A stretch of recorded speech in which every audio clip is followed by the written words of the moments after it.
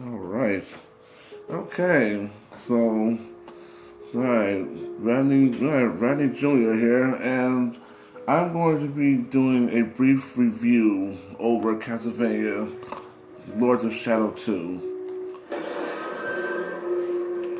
Now, okay, yeah, this is me beating the game, which I've done like eons ago. Okay.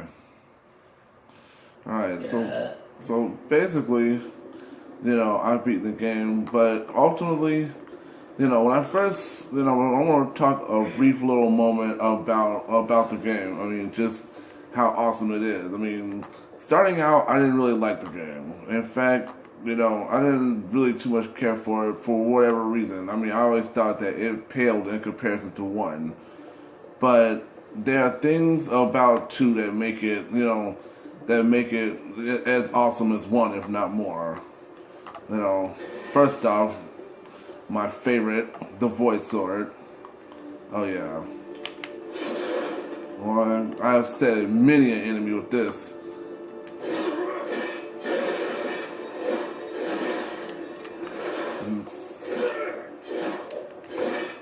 It's basically versatile weapon, and I've mastered many a move for it. Like for one, that is my Icy Crest move. Void Sword is my favorite weapon in the entire game to use. But then, Chaos Claws, no, like Chaos Claws are no slouch either.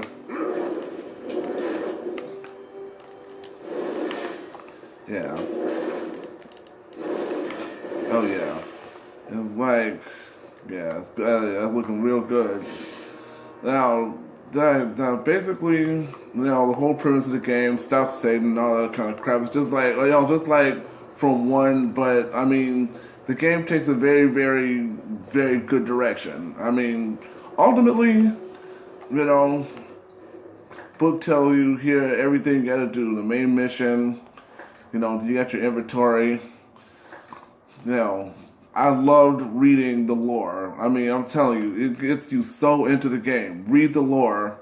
I'm telling you, it tells you so much about everything that's happened over the time that, that Dracula's been in hibernation and all, hibernation, sleeping, and whatever else have you. But yeah, read the book. Let's see. Now I want to talk briefly a little bit about the items. Now, one particular item that I used, where's that at? Yeah, the dodo egg. Anytime that there was a secret that you needed to find, or there was a secret that you didn't want to spend all day looking for, get the dodo egg. Keep as many of those on your person as possible, because I'm telling you, I'm telling you, it took a lot of the guesswork out. It takes a lot of the guesswork out of finding secrets in the game, to which there are lots. And if you come over here, well, press square. That tells you Castlevania City. It tells you every secret in that's within a specific district. But again, I used the dodo egg to find most of them, so so it took a lot of guesswork out. But I mean, really, really awesome game. You got your vampiric powers. Then you got your move list. The move list for the Void Sword and Chaos Claws. I learned a lot of these maybe not even memorizing it. Like when I got into battles in the game and stuff, I pretty much just like had the moves memorized and was just pulling them off, and basically got all of them to a mastery. I got to a level 2 mastery. Like I wasn't really trying to go for anything, level 5-ish, whatever. Like I wasn't trying to go for none of that. Like I mean, I was all about trying to enjoy the game and stuff, which I pretty much did. Now let me see if I can find some unlucky souls who just happen to be wandering around in a place they have no business.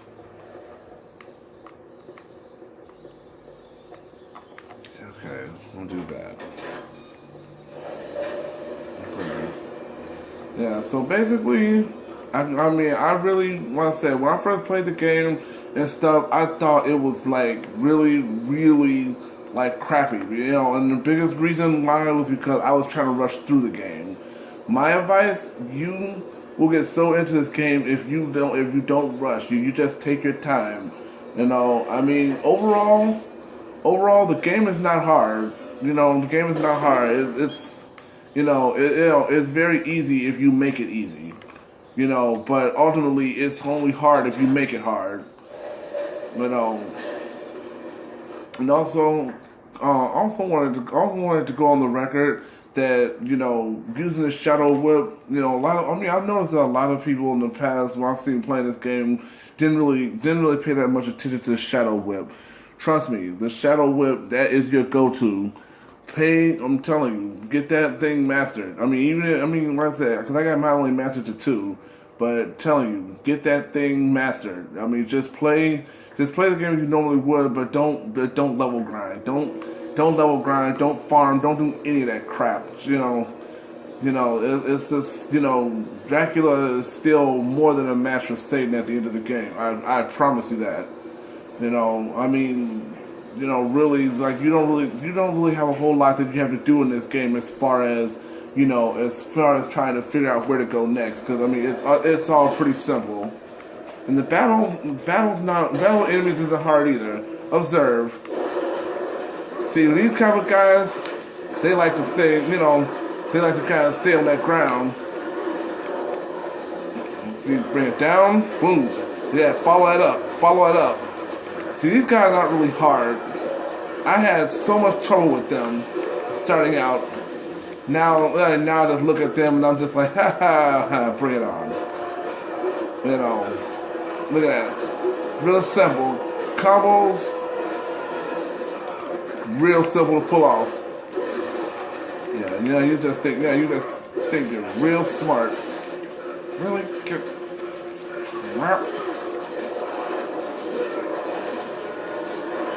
Yeah. And just basically you just switch the weapons on the fly. And what I love is that when I get tired of, when I want to save my weapon, save the voice sword energy, then I can switch over to the Chaos Claws, which I love. And then with the Chaos Bomb, then with the Chaos Bomb, I can just sit up here and be like, hey, yo, and just get his attention and be like, bring it. There's so much to love. Crap in my hat. So much to love about this game, and I'm gonna tell you right now. If you get a chance, the game is awesome. The combos aren't hard to pull off, which I also love. Because and really, it's so much like 1. I'm telling you, and it's just as awesome as 1. So I'm telling you, when you ever get a chance, really, eBay, Amazon, wherever this game is available, and I guarantee you it's available on both of those sites. Get some, get yours. Look at that, and look at that. I got enough right now to fill up my meter. Look at that. Yes. Look at that. Look at that. Knee-high box with me. Look at that. See, it's like gameplay. Really, really simplistic. The combos may seem a little challenging. At times. Like, if you're really trying to go for the real complicated combos, that's fine. But really, there's nothing really complicated about the game at all. I say on a scale of, like on a one. I'll say on a 1 to 10 scale. I definitely would give the game definitely a 9 point, definitely a 9.8, and I'll say 9.8 only because I feel like there's some things that could have been done a little better, like maybe like Dracula's ending, in the Mirror of Fate could have shaped up a little better or a little more, but that's, I don't know. But that's little stuff. But overall, get the game. Get this game. And before that, another game I want to recommend too is the Mirror of Fate. It's Castlevania Lords of Shadow Mirror of Fate. Get that too. That's both because that basically leads into this. So, but yeah. Well, so that's my review of Castlevania Lords of Shadow 2. Oh, and one last thing. This will take you to the Revelations part of the game, and briefly talk about the Revelations part. It's basically, it's not, I mean, it's short. It's only like maybe 3 stages. Not that difficult. I mean, you use Alucard, and basically you're searching, you're looking for the void. Well, I'm not gonna ruin it for you, but ultimately, real short, real simple. I mean, you do have collectibles you have to find there too, but it's not as many as Dracula has to find in his. So, but it's good. I mean, you could use Alucard and all his powers and stuff, and it's it's really simplistic. It's not, the gameplay is awesome. I mean, you really kind of get into it, and you also find out how he becomes Zobek's lieutenant, but for those who haven't played this game before, get this game. I'm telling you, you're in for a treat. All right, so that's the end of my review on Castlevania Lords of Shadow 2.